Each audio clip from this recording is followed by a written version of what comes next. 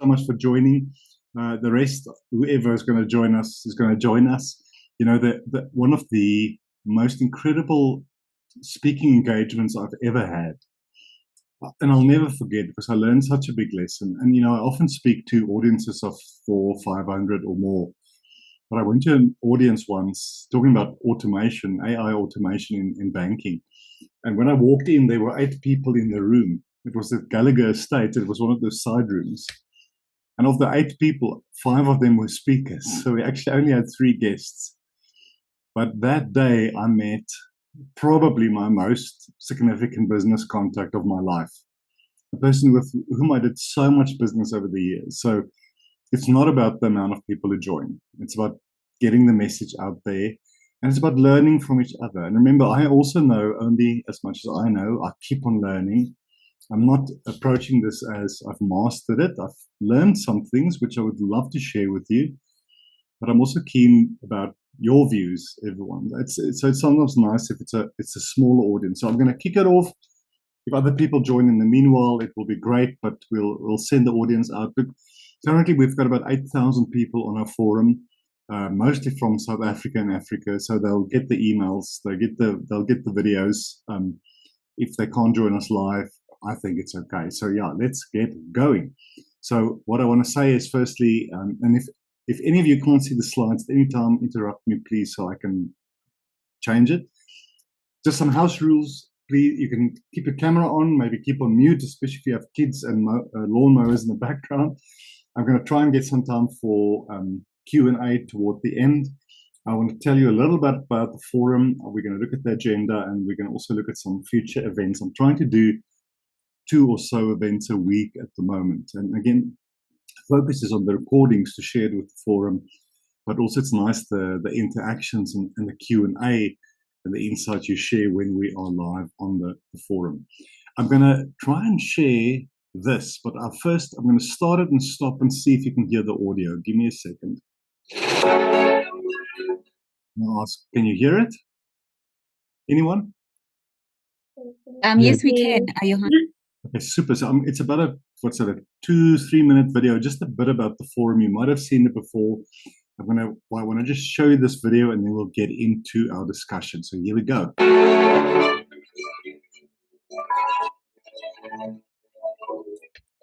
Technological advances are reshaping the way we live, work, and connect. The world our children and their children will inherit will be vastly different from anything we can imagine today. Most of these advances stem from the global north. Nations like the US, China, and countries across Europe. While these technologies offer great potential for Africa, we must also create solutions that address the unique challenges and opportunities of our continent. I am deeply passionate about empowering Africa's technology professionals to share their insights through impactful writing and public speaking. Unfortunately, African voices, especially female voices, remain unrepresented in the articles I read and the conferences I attend. Too often, the brilliant minds across Africa lack the tools, confidence, or platforms to effectively write thought leadership pieces or speak publicly with authority. The education system has not equipped many of us to communicate professionally, whether in writing or on stage. Like many, I had to learn these skills throughout my career. That is why we are launching the Africa Tech Authors and Speakers Forum. We have a moral responsibility to share our experiences and insights with our fellow Africans. You may think, what do I have to offer? Who would listen to me? But the truth is, we all have something valuable to contribute. As the saying goes, to whom much is given, much will be required. The Africa Tech Authors and Speakers Forum aims to change the narrative. We are building a platform where you can collaborate with editors, connect with seasoned writers and speakers, and engage with conference organizers. Let your voice be heard. Stand up and be counted. Do it for Africa, for our children, and for their children. That's just a bit of an intro video. So I've been thinking about this forum for months, and only in the last few weeks I decided, let's just go for it. Let's do it. It's not about making money. It's about connecting people, and it's about encouraging people to, according to whatever they're comfortable with, to start getting their voices out there. I go to so many conferences. I speak at about 2 to 3 conferences a week. Some virtual, most in person. Cape Town, Durban, and Joburg in particular, now and then in Africa. And especially here in South Africa, most of the conferences are, the speakers are not Africans. And let me just qualify that. I mean, I'm an African. I was born here. I've got nowhere else to go. So it's not about race.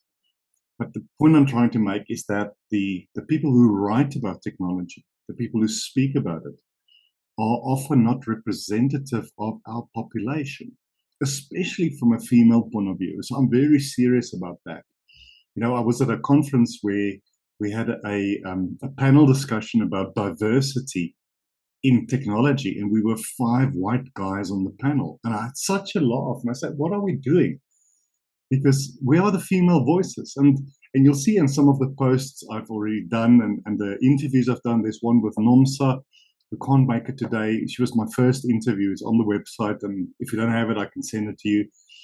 Where she talks a lot about, and some of you, Amelia and others, can maybe identify with it, given your cultural upbringing as an African young woman. In some instances, people have been taught, and this is also true in the culture I grew up in, that women don't have the right to speak out. You have to keep your mouth shut and do what you need to do. So now you become an expert in your field. You work in a corporate job, and that upbringing, even if it wasn't a horrible upbringing, for some of us it was, but that upbringing still is this ghost in the background. Do I really have the right to speak up? Can I speak at conferences? Can I write opinion pieces? And I can't tell you how much I'm driven by this, because some of you may know my own son, who is now 11, is adopted. He's African. And I'm thinking about his future. A lot of the things that shape our narrative around AI and technology in our future comes from the global north, the US, the European Union, China, the Middle East, and others. And a lot of it is beneficial. We can use it. Let's use what we can. But also, let's create solutions for Africa, by Africans. And big thing that I hope to get out of this initiative over the next months and years is to get many more South Africans, irrespective of race and gender, but particularly women, to have the skills to stand up, to speak, to write, to share our insights. So that is the launch of our webinar series, and I hope you will enjoy it and learn a lot from it. Let me just navigate my slides here. So I have no idea whether we'll get through all of this. And again, I'll send some documents with you this evening probably that will expand on all of this. The first thing I want to say is you have a right to share what you know and what you've learned over the years. And not only a right, you have a responsibility, especially to young people entering the field, whatever the field is that you are in. You've learned things over the years, made mistakes, and so forth. I mean, the question I often ask people is, what are the things that you wish you knew 20 or 30 years ago that you know now? And can we, in a way, share it with young people so that they don't necessarily have to go through all of those lessons? They're going to have to go through some of them because that's growing up and learning. But what if you and I had a mentor in your field of expertise, in your ambitions, again, whether it's writing or speaking or something else, that could have really helped you fast track and leapfrog your career? I didn't have it. I had to learn how to speak. And as imperfectly as I'm still doing it, I had to learn how to write. I had to teach myself. There was no one for me. There probably were people. I just didn't know how to reach out to them or who they were. And I would love my son and other youngsters, and even if they're not 11, they may be 20, 25, 30, to not have to go through that. What can we learn from each other? I want to kick off this session, everyone, by saying, and I can't stress this more, you have to share what you've learned. You have a moral responsibility. It may be seminars or conferences. It might be not. It might be that friend in a coffee shop. You have a responsibility to write. It doesn't have to be for big publications. It could just be your journal or small articles on LinkedIn and other platforms, which we'll touch on today. But you have to share what you've learned. It's almost like a biblical principle. It's a human principle. And the thing that we are constantly confronted with, and I am still every day, is what do I really know? Who do I think that I am? Maybe I should just keep my mouth shut and not tell anyone. Because in the meanwhile, there are the pressures of paying the bills, doing the job, taking kids to school. Life is not easy. But I think a fulfilling life is a life of giving. And that can be in a very small way, and it can be one-on-one. It doesn't have to be a conference. So that is essentially what I would love to encourage you to do today. Obviously, the topic is writing, and it's starting small. Start writing your own blog. And writing is daunting, and we will have future sessions where we will talk about that. I will talk about procrastination, lack of inspiration. Where do I publish? We'll talk about it a little bit today. But it is a discipline and it is a rhythm. I've been writing for Business Day newspaper weekly for 3 years. Recently, I stopped.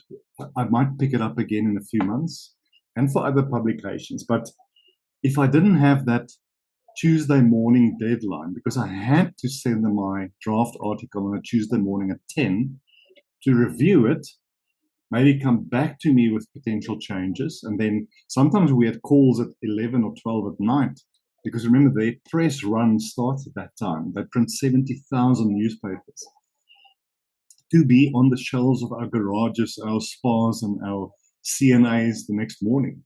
If I didn't have that deadline, I probably wouldn't have written much. So you might not have a publication that is demanding you to write, but you have to give yourself a deadline. I find that if I know I want to write a 200 or 300 or 500 word piece, I will find every reason in the world not to do it. I don't like doing the dishes. I don't like doing the laundry. But if I have a deadline, I tell you, I clean the house like crazy because I don't want to write. It's daunting. I see your laughing emoji there. It is daunting to put yourself out there. And so we're going to touch on that. So I'm not sure if we're going to go through all these topics. Again, the email will hopefully clarify some of them, but I want to leave with a few impressions. Quick slide. We've got a few masterclasses coming up. It will be in the email, so don't worry too much about it. Pick the topics that will mean something to you. Attend if you can. If you can't, the videos will go out and hopefully it will be meaningful. It'll help you and it'll also help you to help others. So, you might not yet or ever have the opportunity to write for a big magazine or a big newspaper. That's okay. The challenge with traditional media is space. A lot of our newspapers do have online publications, but they focused on only so many words, only so many articles, which means only so many writers. So to be a newbie, so to speak, and to say, I want to put an article weekly or monthly or quarterly into your newspaper is almost impossible. unless you have a speciality and a topic that no one else is writing about, which is almost impossible. But to put something out there on a Medium or a LinkedIn or a Facebook, the platforms are so many. You know how much I've learned over the last decade, but especially the last 3 or 4 years since I've been working for myself. How much I've learned by writing. And it reminds me of a quote, and I can't remember who said this. And if you Google it, you'll probably find it. The quote says, I can't tell you what I think about something until I've read what I've written about it. So that means the following for me. So a new topic pops up in the field I work in. That is large language models 2 or 3 years ago, quantum computing, which is a big theme this year, and other topics, ethical AI, generative AI, legislation of AI, the laws of AI. I want to write about it, but in order to write about it, I need to read a heck of a lot. And this is the one principle I want to leave with you today. One of the few principles is to be a successful writer. You have to read a lot more than you write. You have to keep on upskilling yourself. And even if it's not a book, sign up to the relevant newsletters, follow the relevant YouTube channels. I often say, you might have heard me say this, I spend, because I'm an early bird, I often get up in the mornings around 4 or 4:30. It's not everyone's biorhythm. Some people do better at night. I don't. But I try and spend 10 or 20 or 30 minutes or 2 hours if I can, watching all the videos in my feed, reading all the newsletters in my feed.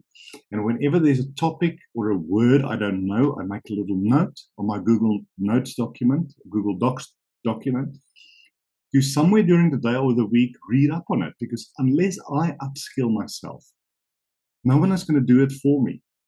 So read more than you write.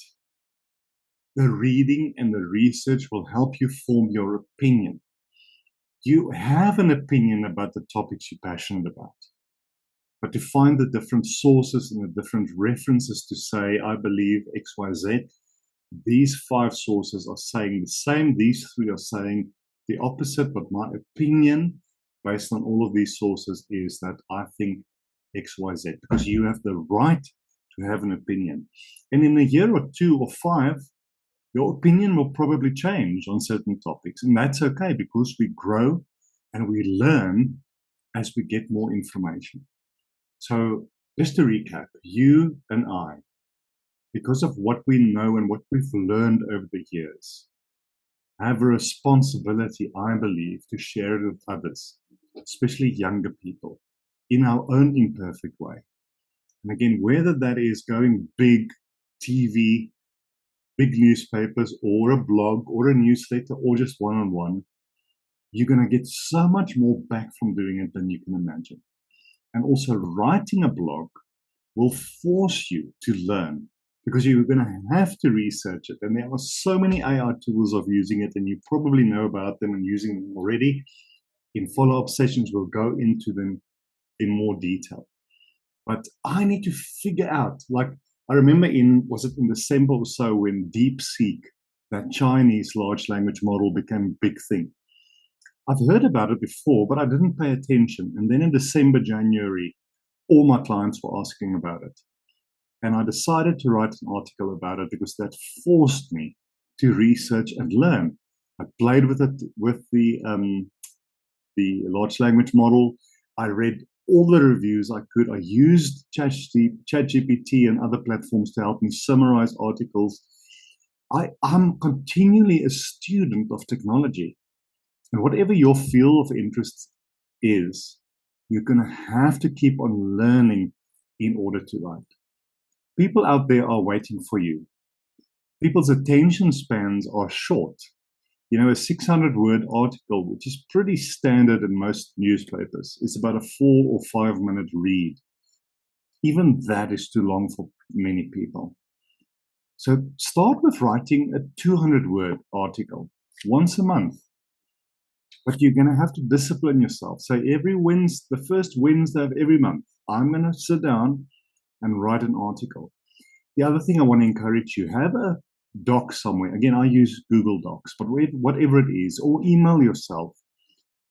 If you know in a month from now you want to write an article about that topic, your brain will process it. You're going to every now and then see something pop up on social media, hear somebody say something.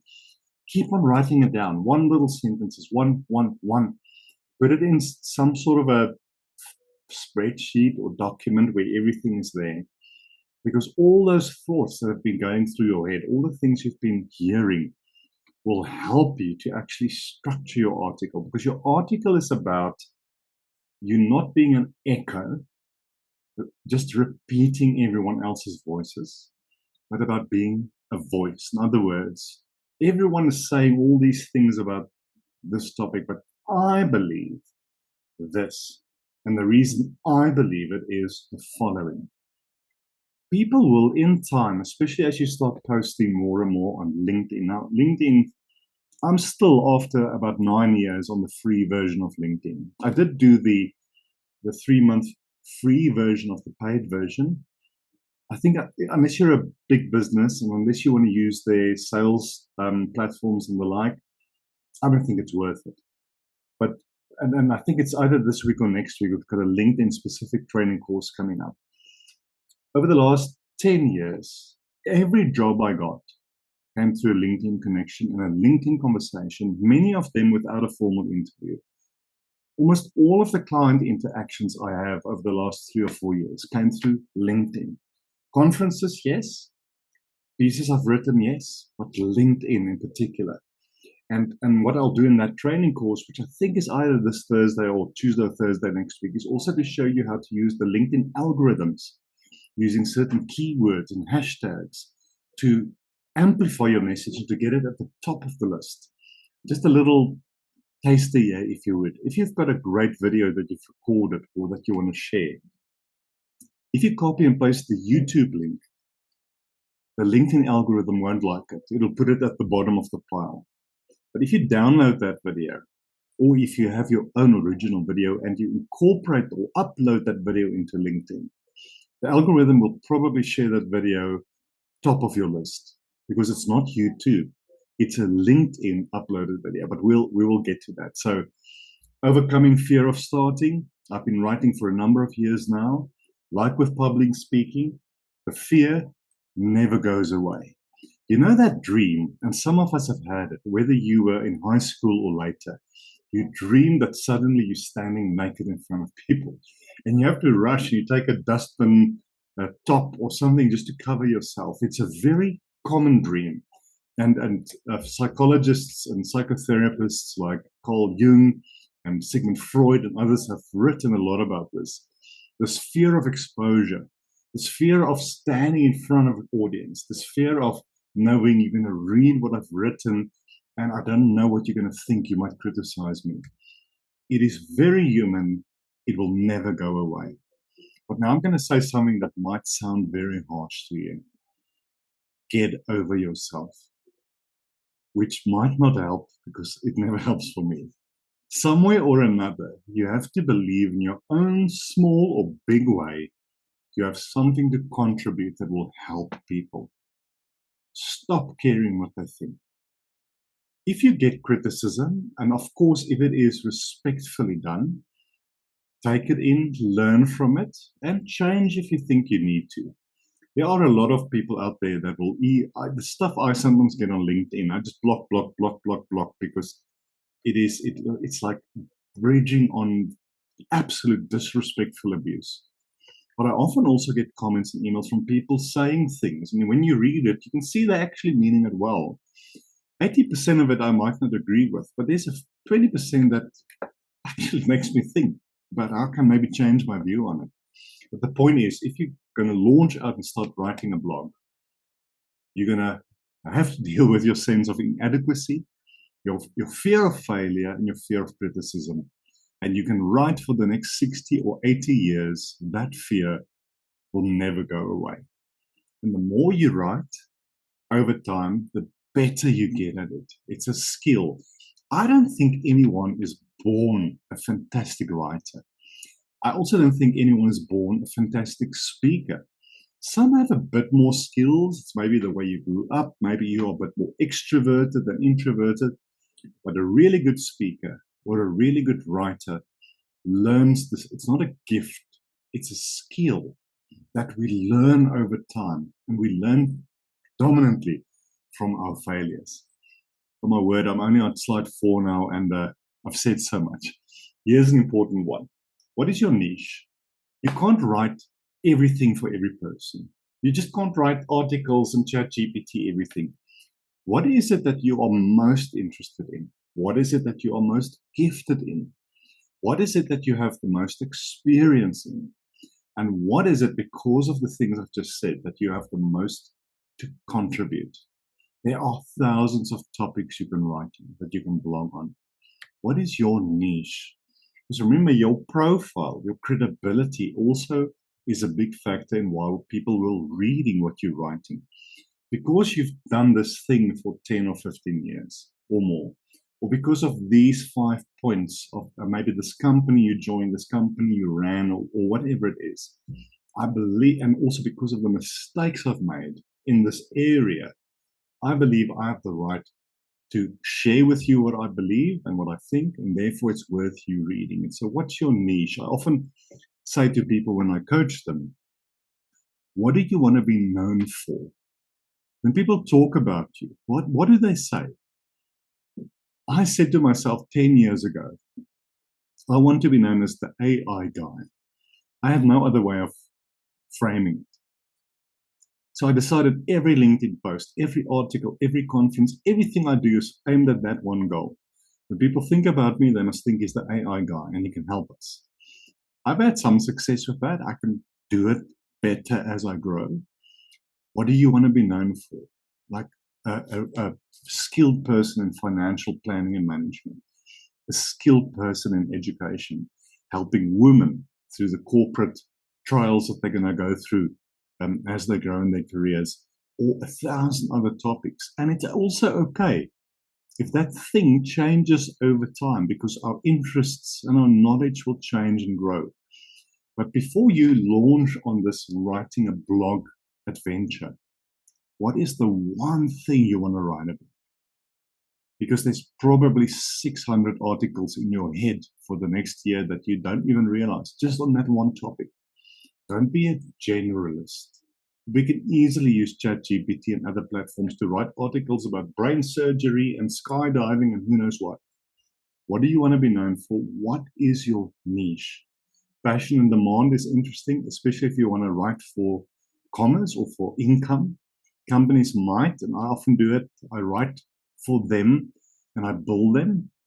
But it's still largely in my area of interest, which is AI and digital technology. But even if no one pays you, what is that one thing you want to be known for, and what's that one thing you want to be writing about? Structuring a blog post, and again, yeah, it's wonderful to use tools like ChatGPT, Gemini, Perplexity, and others. But ultimately, a good read, whether it's 600 words, 800 words, 1,200 words, or a good blog post is typically about 200 to 300 words. It's like a skeleton. You've got your title, you've got your intro paragraph, which has to be eye-catching, because otherwise people won't read the rest. You've got your conclusion that needs to link with your intro.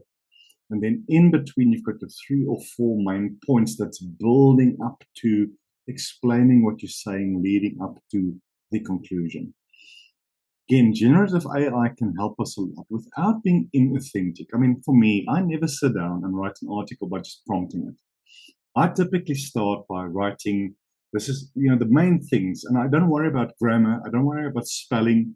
They call your first draft puking on paper. In other words, just write. Just don't worry about the spell checks. Don't worry about the grammar. Or don't even worry about whether you're talking nonsense or not. Just get it out of your system.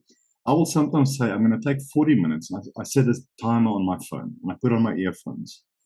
And I don't care if I want to pull my hair out or whether I write the best thing I've ever written, I'm going to literally keep on writing for 40 minutes. Even if the topics keep on changing, I keep on writing, because as I'm writing, the brain starts operating and I'm thinking of different angles, different things.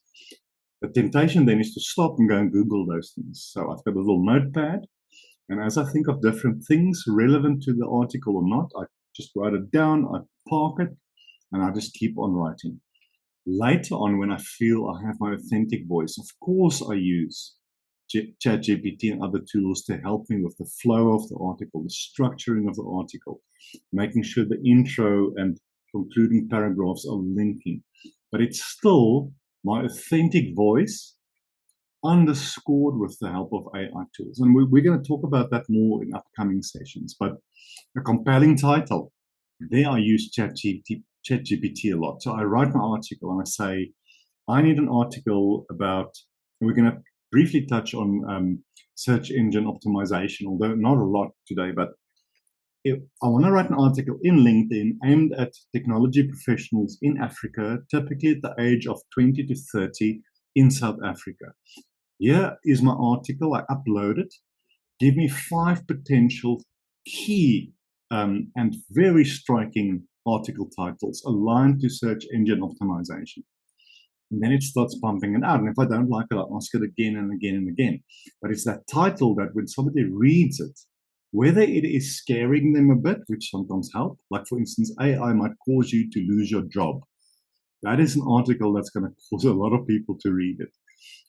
Or 5 ways to increase your skills in an AI-driven world, or whatever. But there I do use ChatGPT and other tools to help me with the right title. But the content is authentically my voice. And another thing I do, whether it is my phone, or whether it is Google Chrome, which is great for transcription, I will sometimes just sit in front of my computer and I will just blurb out thoughts, but I'll record it.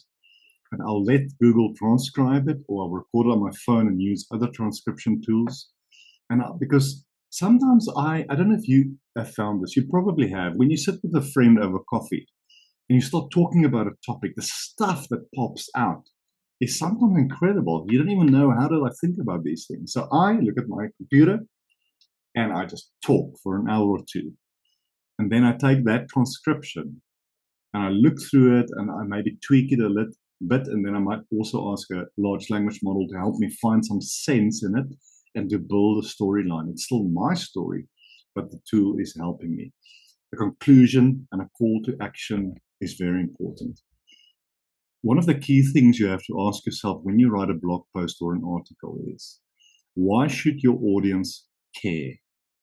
What are the things about what they are worried about that your article will address?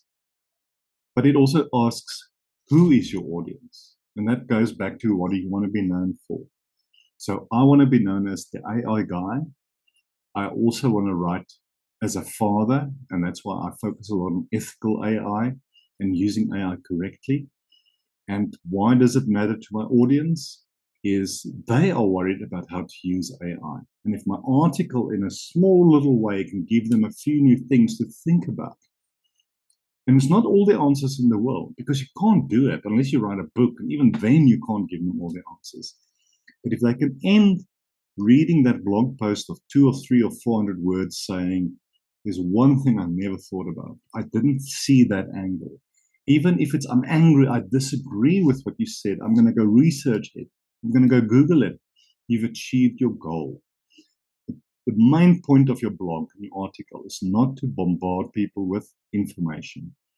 It's to give them your current view on it, but it's also to trigger them to see it in a way they've never seen it before, even if it makes them angry, to go and research it and to go and read up on it. Technical concepts. Now, a big part of this forum is for technical people, although I know everyone joining is not always technical or even working in tech.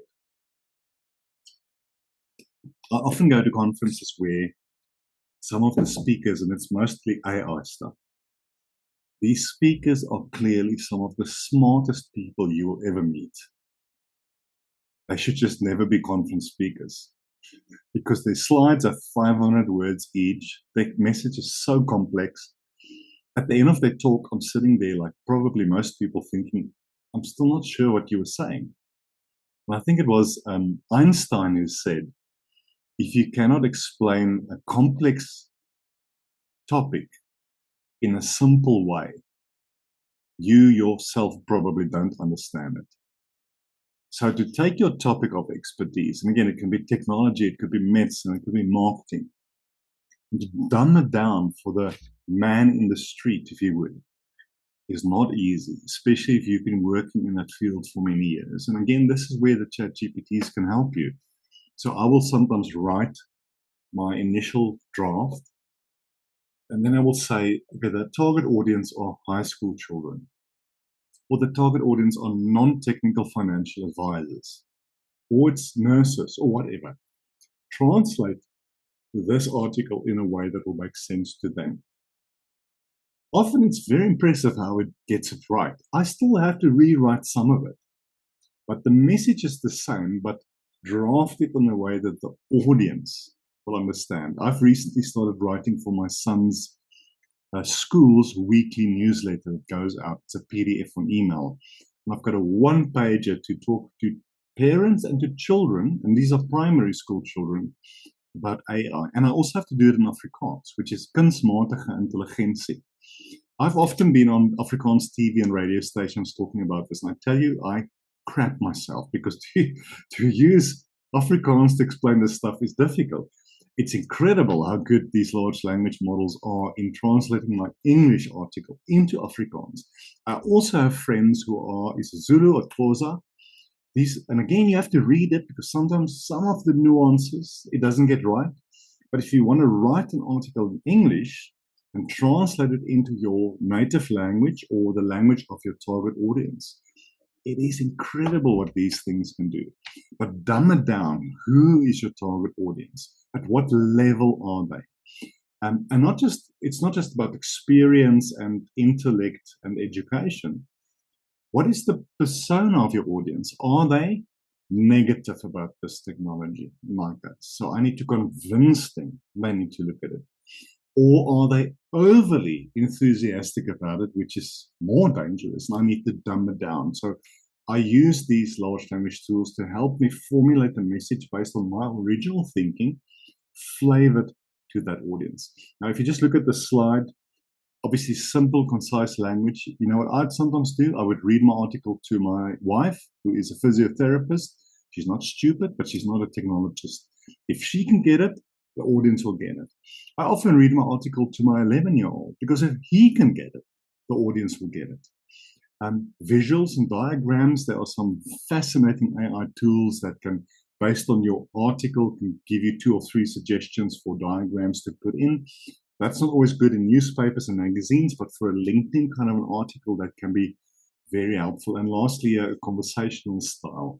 When I listen to you speak as a public speaker, or when I read your article, it must flow naturally. It must feel like I'm sitting in your living room and we're having a chat. It's sometimes difficult to do it as a speaker, and it's very difficult to do it as a writer. In time, we learn to do it better, but again, these tools can help you, but you have to tell it. This article that I've written, which is my thoughts, translated into Afrikaans or isiZulu, it's for a 5-year-old, and it needs to flow naturally as a conversation. And then you have to recheck it. But what they pump out sometimes, these large language models, is incredible. So we have to utilize them. I'm going to just spend some brief time here, not a lot. There will be more in the email that you'll get probably this evening. Search engine optimization. For some of you, it's not a new concept, but when you publish an article, search engines typically look for certain hashtags and certain keywords that will give your article more prominence in search results, whether it's in the ecosystem of LinkedIn or Google or YouTube or other platforms. You know how I do this? I ask ChatGPT or Perplexity or Gemini. I will say, here's my article, here's the target audience, here's the flow and the theme, here's the main message I want to land. What are the top 10 search engine optimization terms I should add and highlight in my article? The stuff it comes back with is incredible. Especially that first paragraph of your article should contain certain keywords that will grab the attention of the algorithms, especially in LinkedIn. The AI tools can help you do that because I don't always know. And also the AI tools should know currently the trend. So I write about AI. The trend around AI currently are these 5 keywords. So I will ask it then, take my first paragraph and take these 5 keywords and in a logical way that still keeps the flow of the article, make sure these words all occur in the first paragraph of my article, potentially also in the last one. It is incredible, but it's something maybe to read up on a bit. Again, these tools can help you. It's not just about posting the thing, it's how will people find the thing through search engine optimization, through making sure that your article ranks higher than the articles of others. And again, hashtags, keywords, and other things. Now, where do you publish? Self-publishing is the way to go. Because to find a publisher in a traditional sense is almost impossible. Unless you're a really well-known person, they will probably look at your abstract and your draft for 6 months before they decide. By then, especially in the field I work in, things have changed so much that it's not even worth publishing that book anymore. I've done a lot of self-publishing through Amazon in particular. I've done a lot of publishing, in fact, a lot through LinkedIn. Now, it's not always monetizable. You can't always sell what you've written. But here's a good principle. Unless you're like a Stephen King or somebody like that, you will probably never make money through writing. But you will make money through what you are writing. In other words, if the things you write gives you the exposure and the credibility and the access to customers for your expertise and your consulting services and your advice and your advisory services, then you make money. But you will probably never post a blog or write a book that's going to make you a lot of money. It doesn't work. So publish for free. Unless somebody hires you to write for them, which I do now and then, like ghostwriting. Write to build your profile, to build your credibility. Because after that comes the money. What's the platform? Medium is a great platform, but again, in my view, for me personally, is LinkedIn. If LinkedIn crashed tomorrow, I don't know where I will get work because it's where I get 80% of my gigs from. So look at some of these things. So posting on social media, online communities. It's sometimes nice to post your articles in certain communities on LinkedIn.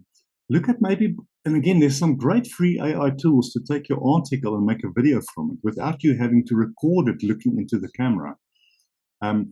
There's some great tools that you can take your article and say, give me a 4-minute video with the right headlines and some nice backgrounds given the theme of this article. And then you post it on LinkedIn, post it on YouTube and the like. We can unpack that in further sessions in the near future. And then track your performance. There's some great analytical tools in LinkedIn.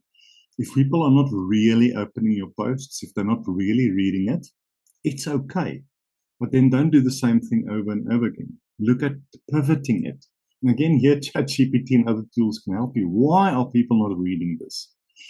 Because it's maybe one keyword in your title or in your intro paragraph that you need to change to get more people to view it and to respond to it. So keep on learning, keep on analyzing the performance, the click rates and the like on your posts. So maybe to conclude before we spend just a few minutes on Q&A, we need diverse voices, every one of you on this call. Whether, again, it's a small blog or just an internal memo, you don't have to become big in this field, but it would be good if you do. You don't have to be on TV. You don't have to write for Business Day and Brainstorm and Reuters, but you have something to say that will help other people, even if it doesn't always feel like it. But there are people, even if it's one in an audience of 1,000 when you do a talk, or one in an audience of 1,000 when they read your post, if it can help them get better at what they do, to get a better future, then it's more than worth it. Moral responsibility, self-doubt, start today. I tell you, the amount of times, even over the last year, I've tried to give up on writing. was astounding, because now and then I will get negative comments on my articles, or the editors I work with will come back to me with rewriting it 15, 16 times. And then I just feel like, screw it. I'm done with this writing.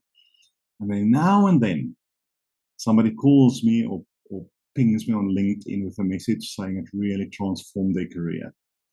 And then I feel on top of the world again. So it's balancing that self-doubt and that criticism with the value that you are giving people. This point is engage the tech community through writing. So again, this specifically under tech, you might be in something else. Collaborate with others, share your ideas. I've got 2 or 3 really good advisors, good friends. I will sometimes send my draft article, even if it's not nearly perfect and final yet, to them and say, give me your honest view. Do you think this topic or this angle will work? That doesn't mean I always take their advice, because they might say something where I think, no, it's not because I'm self-righteous or all-knowing. I know what I want to say through this article. But every now and then they give me 1 or 2 pointers about an aspect of my article that I go, oh my goodness, I never thought about that. So for instance, I might say something about men and women in tech that will really land badly with women. I didn't mean it. I didn't even think about it. But unless I have a good female friend who tells me that females might see the statement in that way, I would never know.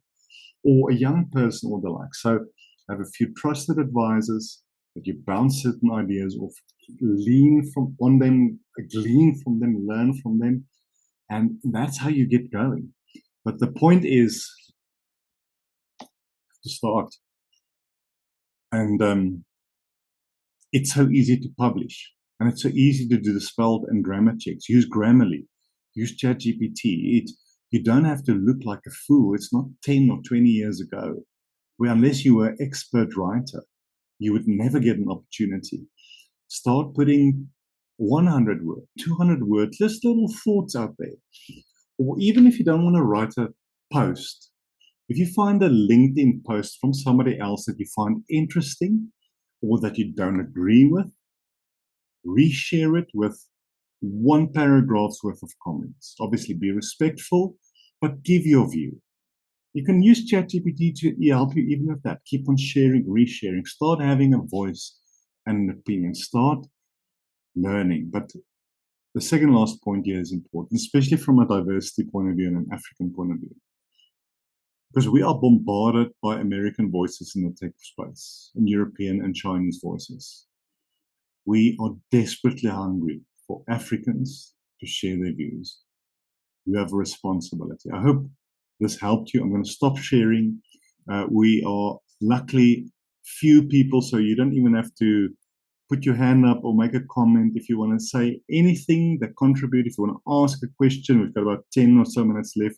Just turn on your camera if you're comfortable with doing that and share with us or ask the question or respectfully disagree. I'm also okay with that. Don't leave me hanging. You must have learned something. Please. Johan and Skemp, yeah. Okay. So just a question. So if you write your first piece, now your blog, where do you, if I understand you correctly, go and post it on LinkedIn, or where do I start the posting side of it? If I've written out the first paragraph of 2 of something I would like to write about, where do I start and post it first? Do I send to friends and families first and see what the reaction is before I go a bit more public, or go public immediately? Look, it's a good question, because on the one hand, you do, especially if you're not sure, ask 1 or 2 people. The other side of it, Kemp, is also that you might get to a point where you never publish it, because you get so much feedback where you think we almost like dilute your own voice, because everyone will have an opinion and it's valid, but you have what you want to say. Look, remember, we publish because we want people to see it or read it.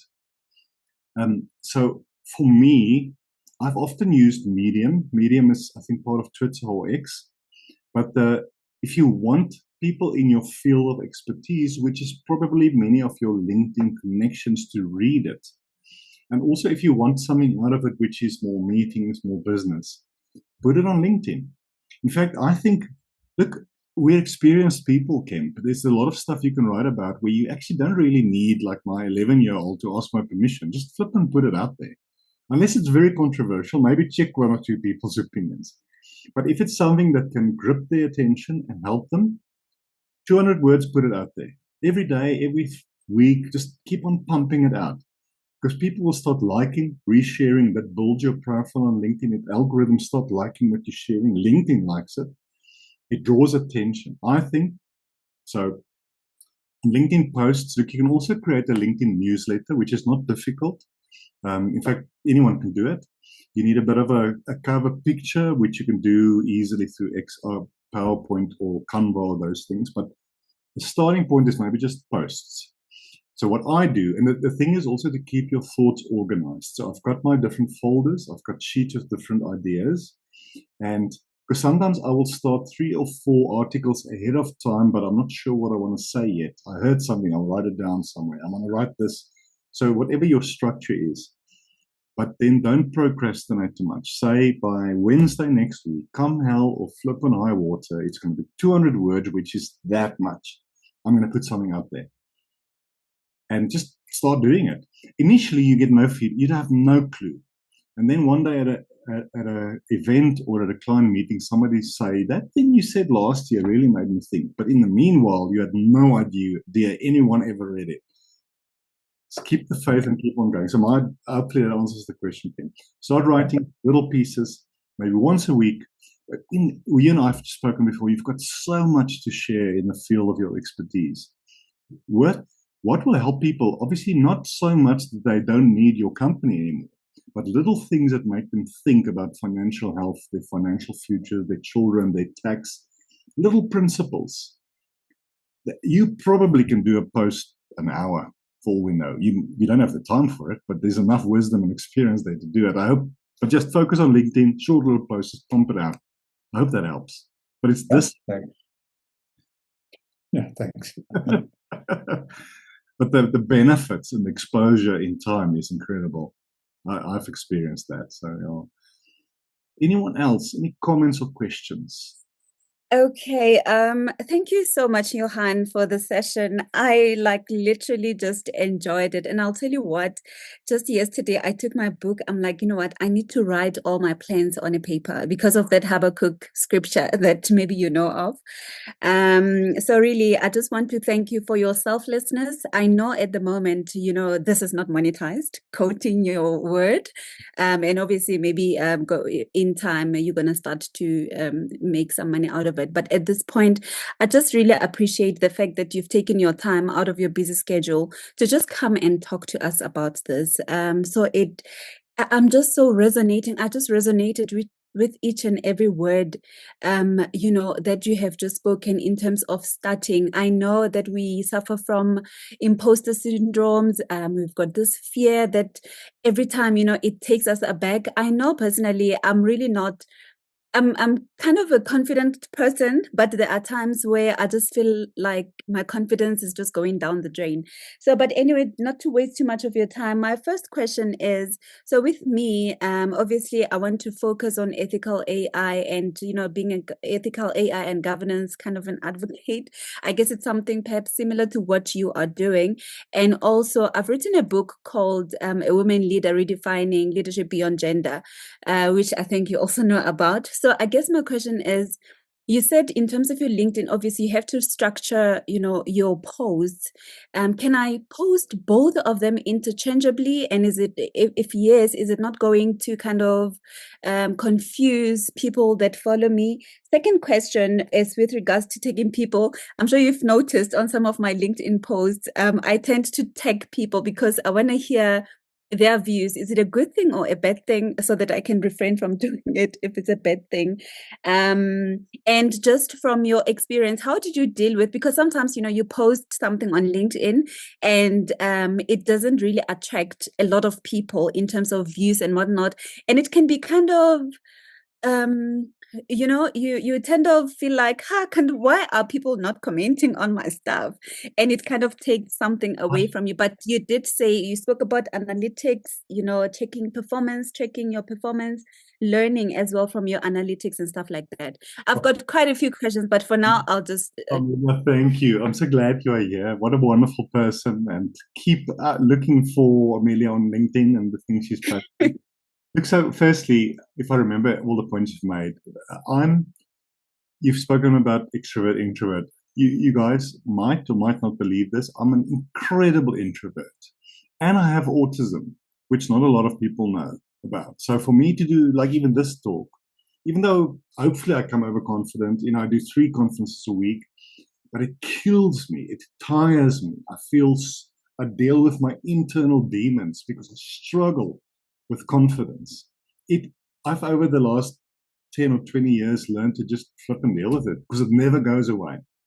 So, and I'm sorry if I offend you guys. I know we're recording this, but you have to have a bit of a fuck you attitude sometimes. Okay? Hopefully you're all still here. I know something, not a lot. I've got a voice. I've got a reason to say it. I want to help people. So even if that FU is for me, because of my struggles with my own self-doubts and stuff, I'm going to get out there and I'm going to do it. And if people don't like it, then go away. Okay, so that's the one point. Mackenzie, thanks for the hands, Naila for the hearts. But yeah, when it comes to LinkedIn posts, on LinkedIn, you can schedule your posts. You'll see if you open a post, there's a little clock thingy at the bottom. And then you can schedule it to go out an hour or 2 later or many days later. So obviously, don't bombard people with the same kind of topic about your book or something else 3 or 4 minutes in a row. I often write my LinkedIn posts on my Google Docs where I plan it, and then I go to LinkedIn and I post it several hours out of each other. So that's something else to do. The other thing that you can look at, there's a tool called Buffer, BUFFER.com. It's about $14 a month, but especially if you want to schedule your posts around multiple social media platforms, because then you upload it once and you schedule it to go out on Instagram, Facebook, LinkedIn, Twitter, and others. So that's a great tool if that's something you can use. But then, Amelia, also, who's your target audience and where are they? So if it is people in South Africa predominantly, what time of the day will they probably read the post? I find, surprisingly enough, on Fridays, especially after lunch, a lot of people read my stuff because I think people are tired of working, they're looking forward to the weekend, they're busy relaxing. Monday mornings at 8, crazy hour. No one reads your stuff. Okay. I also often publish but I experiment. So I'll publish different things at different times to see who's reading what when. But they don't have to like it or respond to mean they've actually read it. But you do want the interaction. So Fridays after 12, great for me. Early mornings, not good. Lunchtime over most days is quite good. And I find evenings after 7, which is bad because we should not be working or watching our phones. People watch their phones. After 7, schedule your posts to go out in the evening. And also remember your Western audiences, your Western Europe, and American audiences will pick it up because it's more daytime for them. But what works for me, depending on my topic and expertise, might not work for you. But you experiment and schedule posts to get a sense of when people actually read your stuff. And let me just conclude by saying I've often posted something that months later, a very significant new customer will pick up on because they'll find it somewhere or another when they search for me. So you never know when you're going to hit the nail on the head with that post, even if it's a year from now. I hope that helps, Amelia. But thanks for the great question. Let's give it another 5 minutes. I want to respect people's time. Any other comments or questions?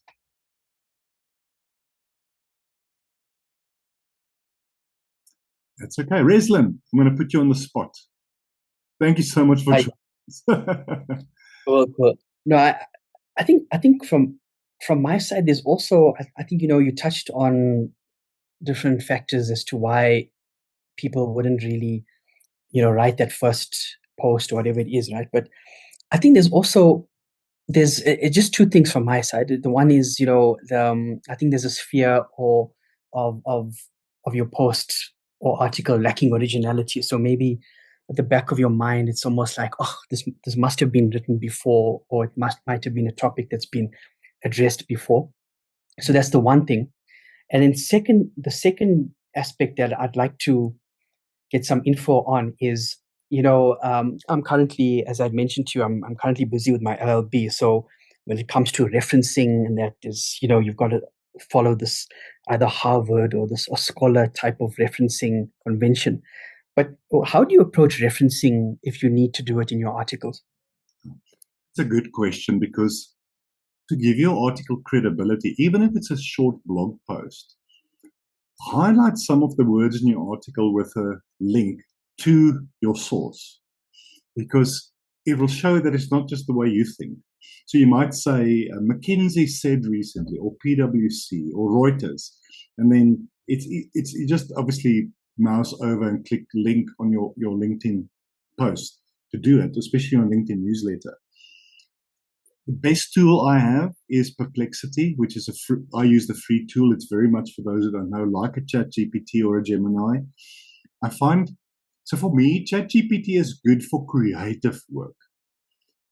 Perplexity is great for more academic research work. So I will ask it, I'm looking for the most recent articles, all from 2025 or later, published by academics in XYZ publications, or if I don't know, I don't say it, about topic X. Give me 6 key points, but also give me it in Harvard referencing style with the links. Now and then, I would say about 20% of the time, if you click on the link, it goes nowhere, or it says this page doesn't exist. And then I just take that whole thing and I Google it and I'll get to the link. So, Rezan, I hope that helps. I find, especially if you want to write something that appeals to more academically minded people, or it's an opinion piece, it's a white paper, you have to be solid in your referencing. Perplexity is great. I then play it off against the other tools, Gemini and ChatGPT and others. Google Scholar is one of your best sources for these kind of things. If you search for articles and then you put the Google Scholar results, copy paste it into Perplexity and ask for more. So I hope that helps. And it's a point to everyone just before we end off. It's good, even if it's just 3 or 4 references as a footnote or a URL highlight in your article where you reference. In other words, you're saying it's not just me thinking it. The government of so-and-so, or the New York Times, or the whatever newspaper also said this. Or they said it, but I don't agree. Here's the link. This is what I think. So I hope that helps a bit, Rezan. So Google Scholar and Perplexity, those are your 2 biggest friends in writing white papers, academic kind of material. Well, that helps, Johan. Thanks. I appreciate it. Listen, everyone, I'm going to send out the summary of this. All I want to do is make sure it helps you. And if it helps you 1%, and if it helps you 80%, I'll be happy. Thanks for spending your valuable time. Look out for the one on Thursday and the ones next week. Build a community. Share your insights, because remember, I also only know that much. I need to learn from you as well. So for everyone, thank you so very much. I hope you have a blessed day and week until Thursday when I hopefully see you again. And God bless and take care.